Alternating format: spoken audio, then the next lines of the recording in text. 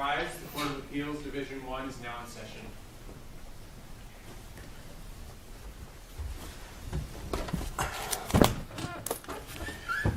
Good morning. You may be seated.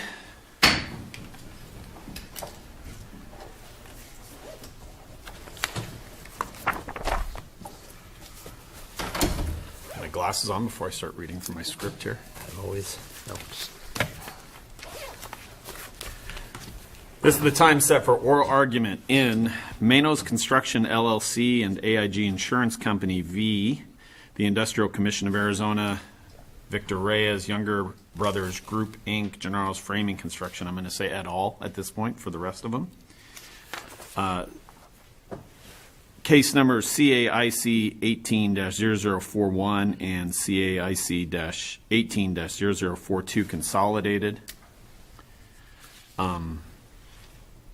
Out of respect for counsel in the court, I ask that those in attendance please make sure cell phones are off or on vibrate. Each side is allocated only 20 minutes for argument, and I would stop now to ask you how you are doing this. Is this each side just going to take the full time, or are you dividing time between other parties? Or if I may start off, I represent MENO'S, and Danielle Vukovic represents the special fund. So I'm going to take 15, yield 5 to her, okay, and save maybe 3 in rebuttal for myself in case you have any questions after Mr. Kenwood finishes up. and you're solo. Your Honor, they were gracious enough to let me come up and speak. Excellent. That'll make it easy. Well, you've covered part of my time. You've asked for some time in rebuttal. We don't track that for you. It's up to you to keep track of it, and if you use it up, that's Bad for you. Yeah. Counsel, we have read the briefs. We just got out of conference in this case this morning, and we encourage you to keep that in mind while you're presenting your argument. We are pretty familiar with the facts, and there's some interesting questions of law in this case, and we'll dive into those. These proceedings are being recorded and will be posted to YouTube. So before you begin your argument, even though you've already done it, please restate your name and who you represent so that people watching on the internet can know who you are and who you're talking about. And with that, counsel for the appellant, you may proceed. Thank you. My name is Steve Baker. I represent MENO'S and AIG on this claim, and I will reserve 3 minutes out of 15 in rebuttal and yield 5 to Ms. Vukovic, who is the attorney for the special fund. I think the issue is whether or not Judge Morgan's decision should be set aside because she failed to address whether or not Younger Brothers and Gennaro's are statutory employers. The special fund, Ms. Vukovic argues that between the employer... Can I interrupt you for just a second? You presented that issue and you argued that to her. Can we not find from her failure to make a finding that she had found that they weren't statutory employers? No, I don't believe so, because she didn't specifically address one way or the other who was or was not a statutory employer. She made a specific finding that MENO'S and Younger Brothers and Gennaro's were not direct employers, but she never addressed the issue as to who was or was not a statutory employer. Counsel, is there sufficient evidence in the record if we were to remand for the special fund to, I'm not getting my terms right here, but is there sufficient record at this time that those decisions could be made if we remanded, or would there have to be a rehearing on that issue? I think there needs to be a rehearing. First of all, in regard to the special fund, their argument that between the statutory employer and the employer, that the statutory employer is primarily liable, that wasn't raised at the hearing level and wasn't raised on review, so I think they've waived it. I think the primary issue is what Copperpoint raises on behalf of Younger Brothers and also Younger and Gennaro's, is whether or not it should be set aside because there was no finding as to a statutory employer. Their argument is that along this chain, the first statutory employer is primarily liable. But yes, there is evidence by which you could find that Younger Brothers and Gennaro's are both statutory employers. If I'm answering your question. No, you're doing fine. Okay. You're doing fine. I actually had a second one, and that doesn't happen often. Okay. So. But, yes, because when you look at the master contract between Younger Brothers and the home builder, there was a non-delegable duty to control the job site. That's what we're looking for. It is who has control of this employee. Then in regard to the contract between Younger Brothers and Gennaro's, although they didn't have the right to delegate that duty, they attempted to do so to Gennaro's and said, you have absolute control over the job site. So more than one company can have absolute control over the job site.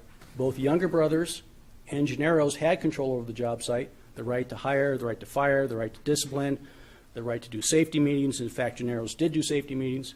So there's ample evidence by which you can argue that Gennaro's and Younger Brothers are statutory employers. Now, I think where some of the misunderstanding comes from in this case is a misreading of a case that I myself have misread.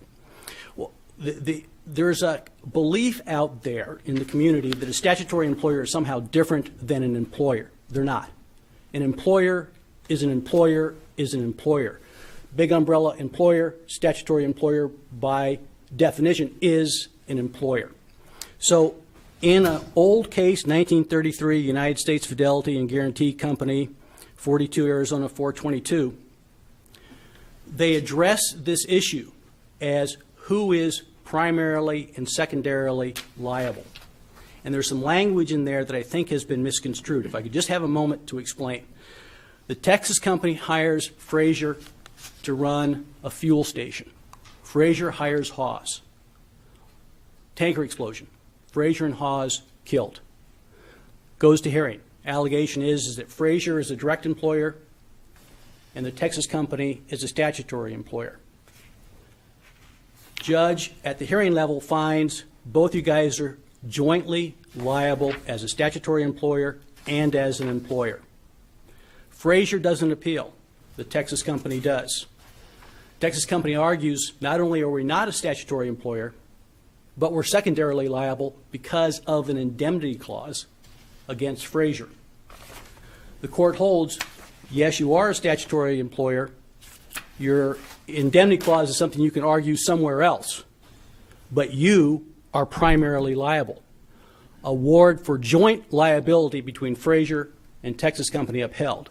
I think people have latched on to the language that the secondary employer, strike that, the statutory employer in that case was primarily liable. Well, of course they're primarily liable. All joint employers are primarily liable.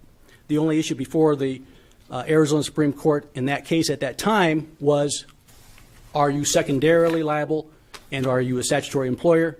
You are a statutory employer, you're primarily liable. So what is it? 12 years later, these two parties show up again. And now the insurance carrier for Frazier has sued the insurance carrier for the Texas company, arguing, aha, see, the Court of Appeals said that you're primarily liable. We want subrogation for having paid this death claim. And if we don't get that, we want contribution. The Arizona Supreme Court says you get contribution, but you don't get subrogation. The court says where two or more persons are employers of the same person, then liability is joint and common. The liability of one employer is not secondary to the other. An employer, well, this is my own language, an employer is an employer is an employer. If you're jointly liable, then you're jointly liable. And statutory employers and direct employers are jointly liable. Both have the right to control. Both are engaged in the trade or business of the employee. Both are primarily liable. So the courts have had the opportunity all the way back in the 30s and 40s to address this issue as to who's primarily liable, who's secondarily liable, and they've consistently held that both are primarily liable. So, and this is reaffirmed in Hamrick versus Industrial Commission, 15 Arizona App 277, 1971. It's alleged that U.S. Steel is a subcontractor of Youngsdale, and that both are liable for the death or injury of an injured worker, U.S. Steel as the direct employer, Youngsdale as the statutory employer. So what happens? Goes to hearing, and there's a finding that U.S. Steel is an employer, no finding whatsoever, just like in our case, as to whether or not Youngsdale is a statutory employer. Matters appealed, and the court says, no, you, the commission, were under the impression an award against the employer precluded a finding that Youngsdale was a statutory employer. Such a result is not justified under the statute. held a determination that a workman, that's what they used to say, that a worker is an employee of a subcontractor does not preclude a determination that the same worker is an employee of the original contractor. Both are jointly liable. So this idea that Copper Point has, the special fund has, that somehow me as a statutory employer is different than an employer if we're jointly liable isn't borne out by the case law. All are jointly liable from the top down to the bottom. So I think what the statute and the case law are telling us is that we're going to spread the risk. So the risk up this chain of command, this chain up of employers, those who all exercise joint control, they're all jointly liable. So that just like in the first case from 1933, one's going to pay the award, the others get contribution. And that way the risk is spread out over all up and down this chain. The first case to address our statute in 1931, Grabe, says if A procures B to do certain work for him, which is part of A's trade, then B and all B's employees and subcontractors to the nth degree are A's employees. So they're all statutory employers potentially, and they're all jointly liable. So what we need from Judge Morgan is a determination as to whether or not Gennaro's and Younger Brothers are statutory employers, so we can decide if there's joint liability, not only between the direct employer and MENO'S, but also Gennaro's and Younger Brothers. Hopefully that makes some sense. But I misread this case initially too. I thought when I first read that 1933 case that there was something special about a statutory employer such that it was primarily liable. Well, yes, it is primarily liable. What but difference just like would it every make other if employer. there was a distinction between? What's that? What difference would it make? And maybe it's just a lack of experience with these types of cases, but if there was primary and secondary liability, there's still liability. So wouldn't that kind of boil down to contractual relationship between the parties? Even if we did say, well, U.S. Fidelity said there is secondary liability, but they still got to go back and figure out what that secondary liability means. Right, but what they said in that U.S. Steel case from the 1933 case, what they said is that under the statute, the employer, the statutory employer, are primarily liable. Your argument about your indemnity clause, you guys go argue that in Superior Court. Under the comp law, which is all we're dealing with here today, is all are equally liable. But I guess I didn't phrase my question right, but it seems like even if we don't adopt the distinction you're making on U.S. Fidelity,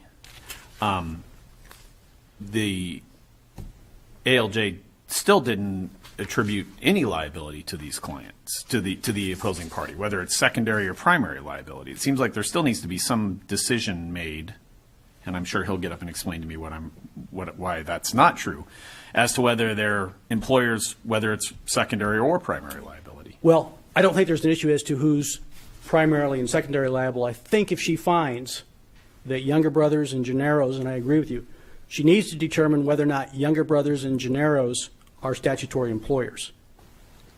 That has to be decided, because then the question becomes, and I think the answer is that we're all primarily liable.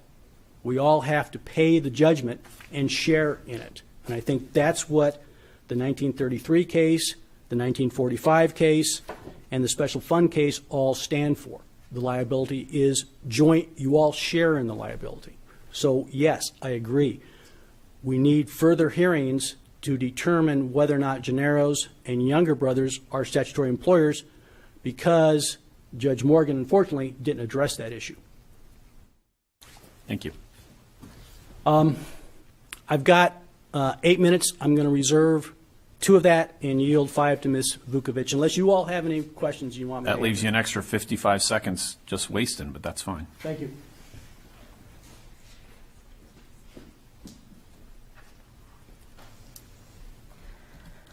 May it please the court, my name is Danielle Vukovic. I represent the Special Fund No Insurance section of the Industrial Commission.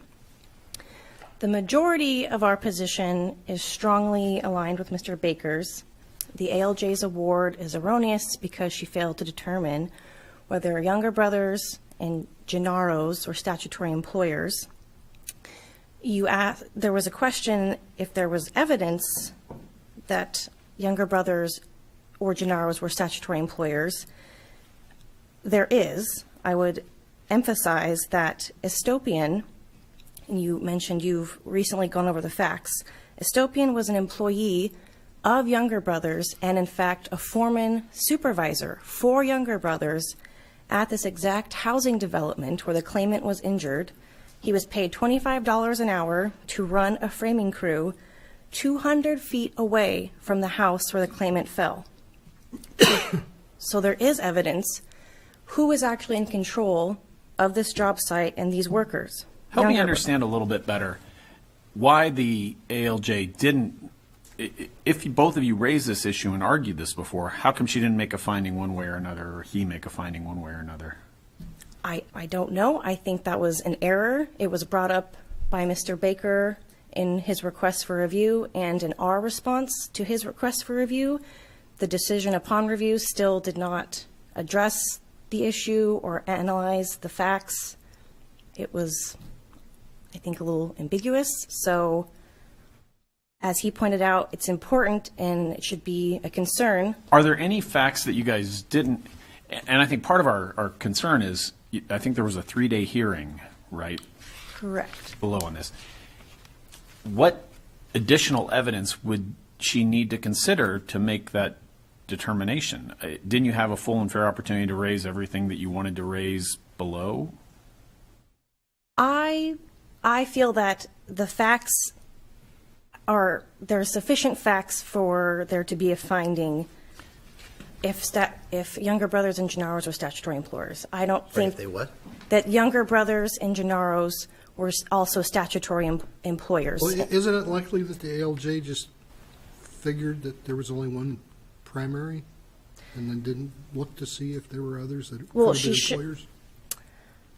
If she felt that way, she should have stated that in the award and made a determination that Younger Brothers and Gennaro's are not statutory employers. But she did not address the issue whatsoever. She only made the finding naming MENO'S as the statutory and Estopian as the direct employer. Let me re-ask the question I asked before. Is there adequate evidence before the hearing officer now that without further hearing, what we send to them can be applied to the facts, the evidence already obtained? Or are there blocks of evidence maybe that you haven't even been looked into that would be needed to be looked into if we were going to change who is liable? I think as it stands, there are many facts that would show that Younger Brothers and Gennaro's, there could be a determination that they are, whether they are not statutory employers in addition to MENO'S. And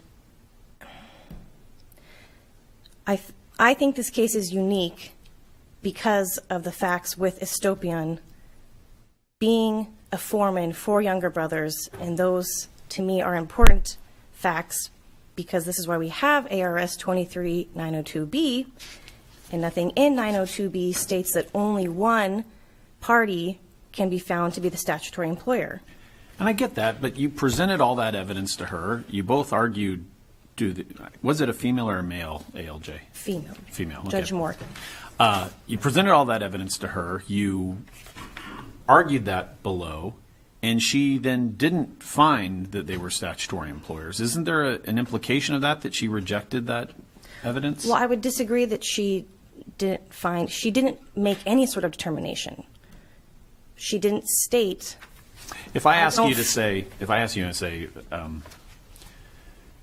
Michael Jackson and U2 and David Bowie were the three best bands of the 80s.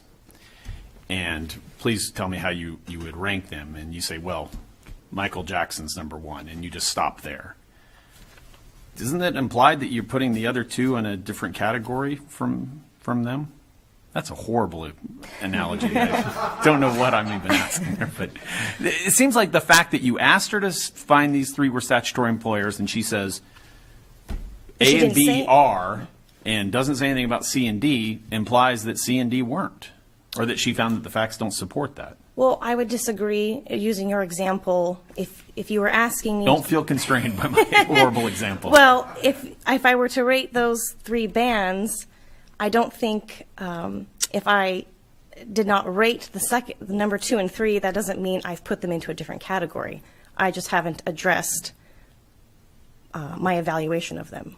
So I believe the award should be set aside because there was no analysis, no determination whether Gennaro's and Younger Brothers were statutory employers. And I want to reserve the rest of the time for Mr. Baker's rebuttal. Thank you very much. Thank you. Good morning. May it please the court, Mark Kendall on behalf of respondent employer Younger Brothers and respondent carrier Copper Point. And I would concur with my colleagues that the issue in this case really is the issue of whether or not the ALJ erred by not addressing the issue of Gennaro's or Younger Brothers as potential statutory employers under 902B. I do, suffice it to say, have quite a different viewpoint as to whether or not that was necessary. And I guess I'd also like to talk about the issue of whether or not this court can make a de novo determination on this issue, and also the issue of whether or not the court can be deemed to have made a reasonable inference, or it can be reasonably inferred, I should say, that the court did make a determination on this issue by remaining silent on those after I deal with what I consider to be the statutory issue at the core of this matter. So with regard to 902B, I would propose that there is a logical analytical pathway that any ALJ is going to take in a case like this that is going to involve starting with the injured worker and determining whether or not they are an employee under the Act, and that can very reasonably under 902B stop at the finding of a or the statutory employer. So if we look at 902B, we've talked about the fact that there is nothing in the statute that says that you don't continue up the chain. Well, it is also silent from the other side of that coin. You're Yes. saying the statute supports the idea that you don't continue up the chain? I do believe that, Your Honor. You're going to have to help me get there. So explain that analysis. And I guess more precisely, the argument would be that the statute does not require that we continue up the chain. As I read it, 902B says, when an employer procures work to be done for the employer by a contractor, then the contractors and the contractor's employees and any subcontractor and the subcontractor's employees, and it doesn't say the subcontractor, it says any subcontractor, are within the meaning. Right. I don't see how that precludes a finding of multiple levels on the chain. Yeah.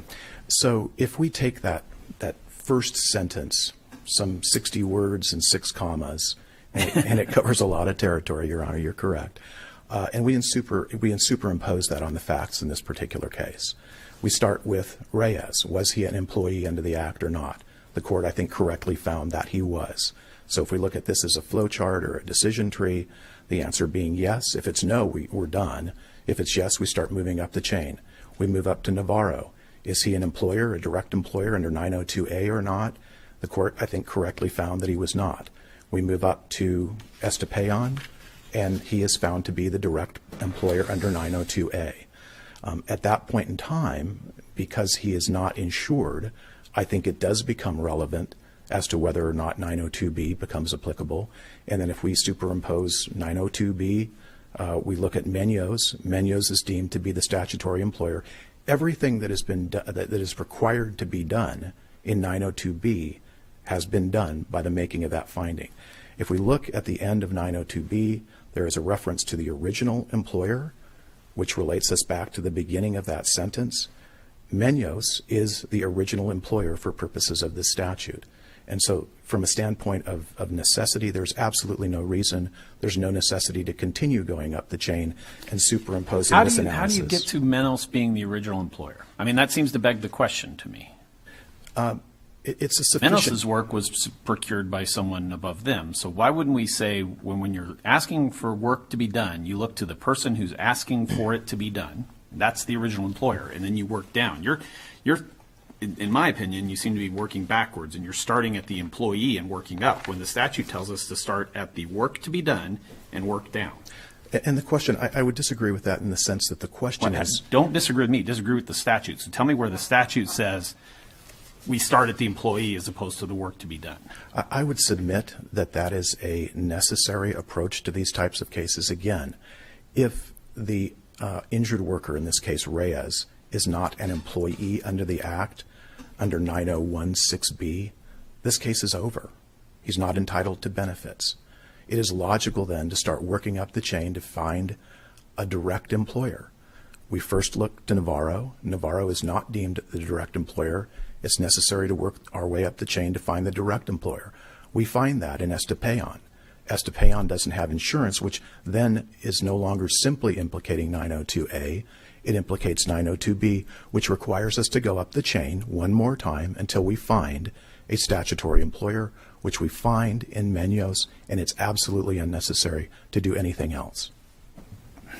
Why would we not want to do an evaluation of all those that are within that potential grouping and label each of them with whatever statutory employers or not? You with me? Why would we not do that as to all? I do understand you, Judge, and I think my best answer to that would be, and I spoke in my brief about the first financially responsible employer rule, and if we look at what Professor Larson talks about in terms of the justification for that rule, first of all, what we're really looking for in a case like this is that there be insurance. MENO'S had insurance, problem solved. Somebody was going to cover that in conjunction with the special fund. The second part of it is that we are really trying to target, for purposes of liability, those parties within the chain who are either uninsured or irresponsible employers, those that hand off the job to somebody that they have not confirmed has insurance to cover it, which again, in this case, is MENO'S, and it is not Gennaro's, and it is not Younger Brothers. So the purposes behind the Act, I think, justify that. Aren't you, in fact, trying to find out what employers may have exposure? I think that You go up that chain, you're looking to see who may need to be included in those group of folks that have some liability. right. I think that's a valuable undertaking until you find that insured employer, at which point in time, as Professor Larson would tell us, it is no longer imperative. And so, go ahead. No, please. So they're all, you find out that there are 4 employers in that group. There are 4 people that have employer liability. Yeah. But you're just going to stick the first one you come to, or are the other 3 going to have to kick into the pot as well, since they are all employers? Again, I think that the minute that you identify an employer who is insured, who meets the definition of the original employer under the Act, which I do posit MENO'S meets, again, it becomes superfluous, it becomes unnecessary. There is no reason, as Professor Larson would say, to continue up that chain. But, and so that's why you're proposing we adopt the first responsible employer rule or whatever. I would suggest that it would be appropriate to adopt that. These types of The statutes... states that have that, though, have a different statutory scheme than we do. They're all over the board, Your Honor, and again, I've looked back... Can you point me to a state that has adopted that rule that has the same language or indistinguishable language from what we have? Your Honor, I would have to look back. I know that Utah has a statute that is very similar to ours. There's a Jacobson versus Industrial Commission case. I can't tell you as I stand here today that they expressly adopt the first responsible employer rule, but I will tell you that... Isn't the first responsible employer rule inconsistent with Fidelity or U.S. Fidelity? Yes. I mean, where they found, like your opponent pointed out, there were 2 employers responsible. So if we only are supposed to stop at one, we've been wrong since 1920 or 1933. Well, and Your Honor, I would caution, U.S. Fidelity is an 86-year-old case, and I'm not saying that anything that's 80 or anybody that's 86 years old is not going to be valuable any longer. But we have to understand that USF&G doesn't make sense to me under today's statutory scheme that we have. If you look at the analysis in USF&G, and the court acknowledges this, they're working off the 1928 statute. And the first thing that the judge does in his statutory analysis in USF&G is to say there is no statutory provision in the Workers' Compensation Act that defines an employer. All I've got to work with is the equivalent back then of 902B. So they apply 902B. We have adopted, since 1928, a new statutory approach that includes 902A, which is the direct employer statute. So if we But we apply- still have 902B. we do, but for example, if we were to apply, I'm sorry, and I don't mean to be dense, but I'm confused. Why would the addition of 902A seems to add another level, but it doesn't supplant 902B. what I'm suggesting is if we applied today's statutory scheme that includes 902A, we would not have ended up with the same result that we ended up with in USF&G, because we would have had 902A. 902A would have been applicable to Frazier, the Globe company, and we would have been done. They would have been the direct employer. They would have had insurance. There would have been absolutely no need to implicate 902B. And I will tell you, in the 25 years that I've been practicing workers' compensation, just the fact that we have a chain of contractors doesn't change the fact that where you have a contractor, that contractor is the direct employer, that contractor has insurance. That's going to end the analysis in virtually every case I've ever seen. This is an issue of first impression to say that, okay, and this is a bit different than USF&G, where both parties were insured, but where the party on the lowest rung is insured, there's absolutely no reason to go above that Doesn't what employer. you're suggesting lead us to the situation where we have to figure out who owes who what and who works for whoever under what agreement, but works for somebody else under another agreement? And don't we get into a lot of gamesmanship because of that very thing, with everybody trying to, appears to me, confuse the issue Right. of who the responsible employer is? Well, and I guess I would put a different spin on, in most instances, the chain of contractors, subcontractors upon subcontractors. In this particular case, that contract was passed down through a number of hands.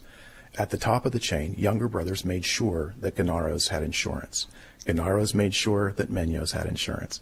MENO'S, and it was at that point in time that the first irresponsible employer didn't ensure that the next person down the chain had insurance. That's where we ought to be focusing, and it becomes completely unnecessary. Don't you also have entities here who weren't doing any work? They were just passing checks.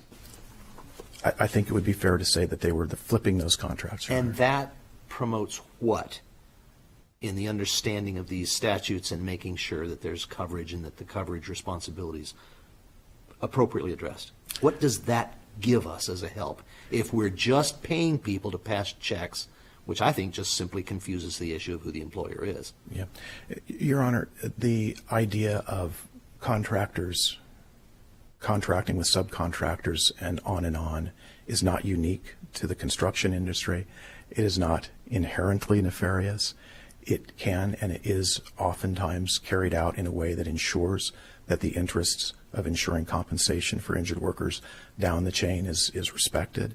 And I think the best that we can do in addressing the concerns that you have is to place responsibility squarely on those entities who pass the contract from being an insured entity to a non-insured entity.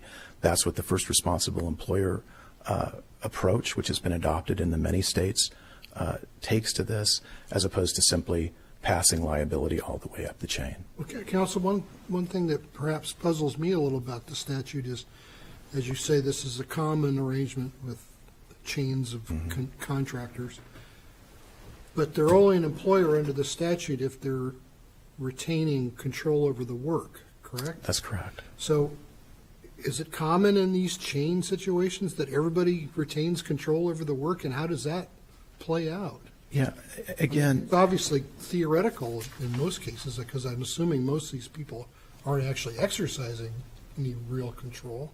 right, I would agree with you. I don't have tremendous experience in those cases, but if we use this case as being instructive, yeah, to be really blunt about it, Younger Brothers did not exercise, nor did they did everything they could in their contract to distance themselves from control over Gennaro's. Gennaro's did absolutely the same thing, and as a matter of fact, didn't have any employees, so Younger Brothers couldn't oversee them, and they really had no substantial oversight or control over what MENO'S is doing. So, And those are all things you argued, I assume, to the ALJ? and to that point, and I guess I would like to shift to the issue of this court's de novo review. There was a question, I believe you asked it earlier, about do we have all of the evidence that would be necessary in order to make a determination as to whether or not Gennaro's and or younger brothers retained control, or whether this was part and parcel to their work. And the answer to that is absolutely yes. This, again, as you indicated earlier, was a 3-day hearing. The amount of time that was spent, for example, on explicating the contract between the Taylor Morrison, the developer, and younger brothers was very ample. All of these issues were looked into. This issue of whether it should kick up the chain to involve Gennaro's and younger brothers was identified during that hearing, and all of the evidence that could have or should have been explicated in that regard was. So I would suggest to this court this is a de novo review with respect to whether or not these are employers under the statutory employer statute. I would suggest all of the evidence is there. I would suggest that this is an issue of first impression in Arizona, because I don't. Would you agree, though, that determination of who an employer is under the supervision and control, that's a factual issue, and if it had been made below, we would defer to it? Correct, and I don't believe that need. But we should not be looking at that issue, even though we may have a de novo review. Well, no, we wouldn't have de novo review because we would be deferring to the factual determination it had been made. So we're not in a position to make it now. I'm not sure that that's true. I think that by virtue of doing a de novo review, normally that's not going to involve deference to the ALJ in the first instance. Here, it especially doesn't involve deference to the ALJ because the ALJ didn't make any determinations in that regard. The record is complete. It's a de novo review. I think that the court could look at that issue. I don't have a problem with that. And frankly, I think if the court looks at that and we look at the contract between younger brothers and Gennaro's, between Gennaro's and MENO'S, we look at the fact that, as Judge Thompson indicated, there doesn't really appear to be any actual course of dealing control. This court could and should make a finding de novo that neither of those are statutory employers because they had no control. And if I could just shift gears a little bit, a question came up earlier regarding reasonable inferences. Again, with deference to your band analogy. It was horrible. It'll be the only thing anybody remembers. I don't remember who the third band was.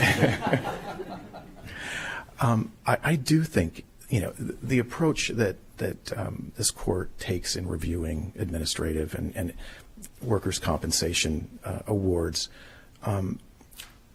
looks at them in a light most favorable to sustaining the award. And part and parcel to that is making reasonable inferences about what the judge was doing. And in this particular case, I do think it is abundantly reasonable to look at the fact that she found expressly MENO'S to be the statutory employer and did not find expressly either Gennaro's or younger brothers to meet the statutory employer test.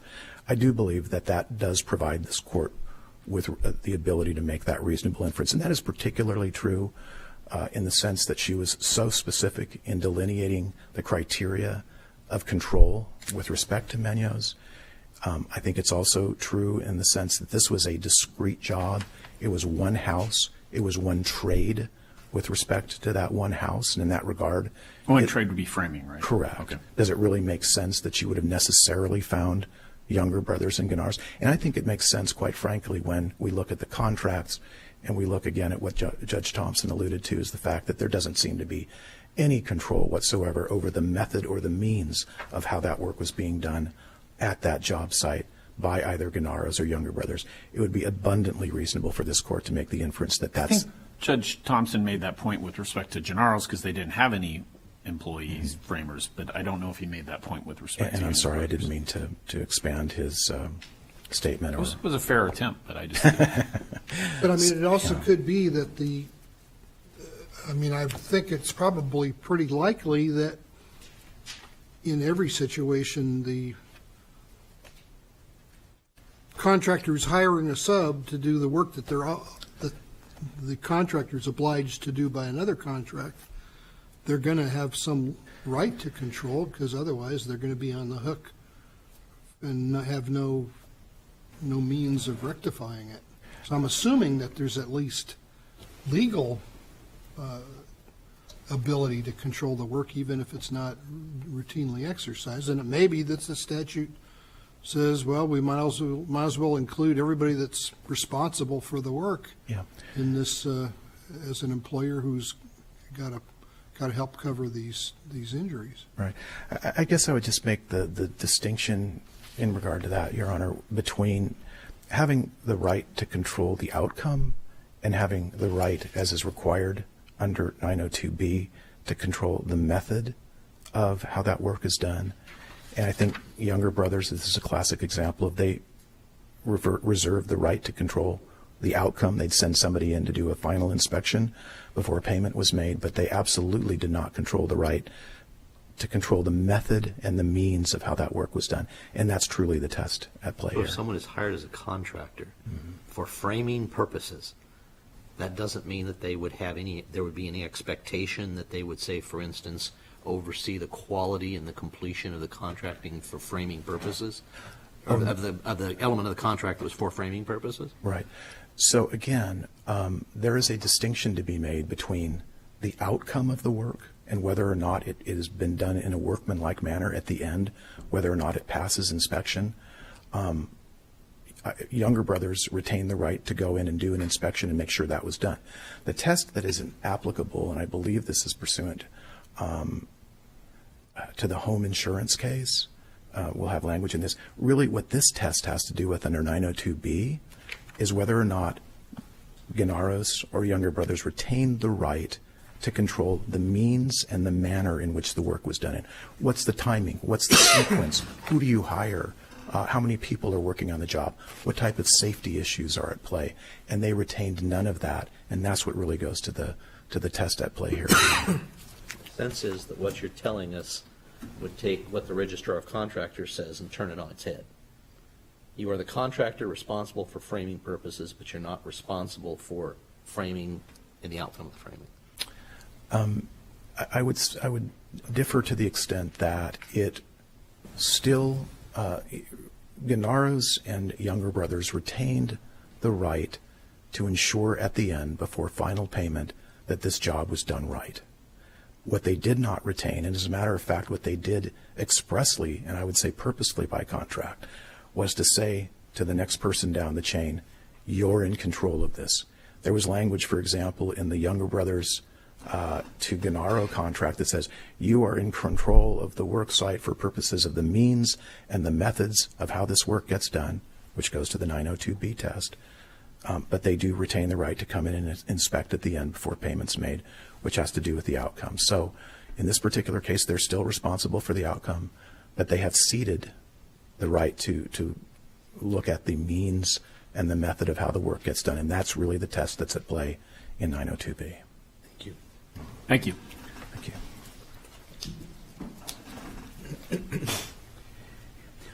The court asked, if I could, why Judge Morgan didn't make a determination as to who the statutory employer was. And I think it's because she made the same mistake as the judge in Hemrick did. I think she assumed that because she had identified the direct employer and the statutory employer, that ended her inquiry. I think she misread the 1933 Supreme Court case.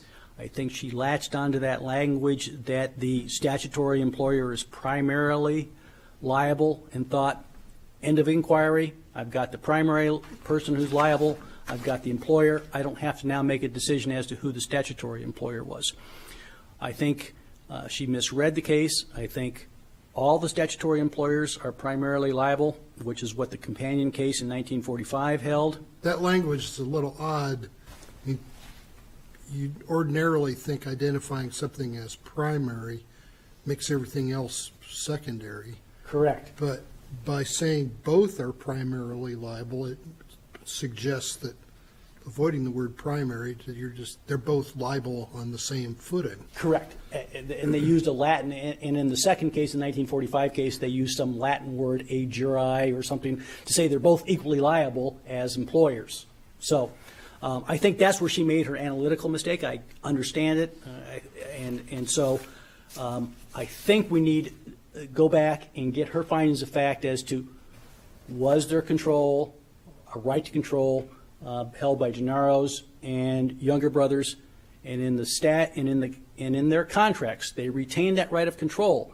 And I think if MENO'S is a statutory employer, so is everyone up Now, the line. one could argue, I would think, that under the statute, if the purpose of the statute is to deal with the situation where, like, a framer doesn't want to be responsible for injuries, so they hire a dummy corporation, and they disregard whether the dummy corporation has appropriate insurance.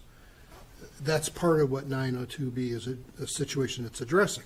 So one could say, well, I mean, that's not the situation here, because there are different people in the chain that have insurance.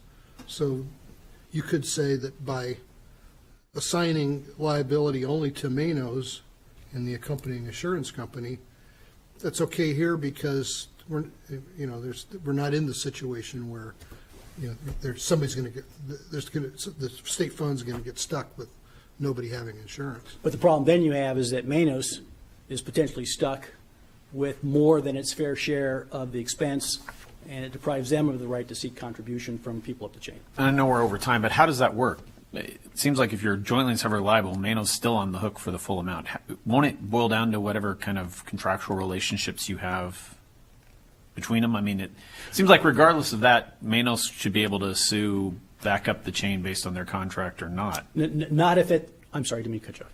No, go ahead. Not if at the level of our hearings, if the other employers aren't held to be statutory employers, I think I'm bound by that in Superior Court. So if I go to Superior Court and say, I want contribution from the people up the line, I don't get it, because as a matter of law, they were held not to be statutory employers. So I think we have to make a finding as to whether or not they're statutory employers, so that if I have to pay the entire judgment, I have a right to contribution from the people up the stream and people down the stream. All right, thank you both for your briefs and presentation here today. We will take this matter under advisement and issue a written ruling in due course. We are now at recess. Thank you.